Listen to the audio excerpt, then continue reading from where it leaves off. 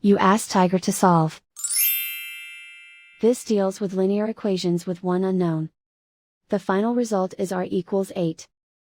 Let's solve it step by step. Simplify the expression. Expand the parentheses. Simplify the arithmetic. Swap sides.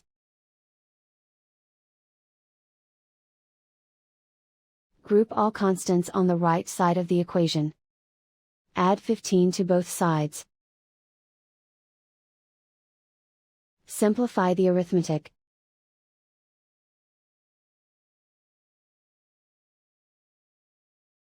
Isolate the r. Divide both sides by 3. Simplify the fraction. Find the greatest common factor of the numerator and denominator. Factor out and cancel the greatest common factor. And so the final result is r equals 8.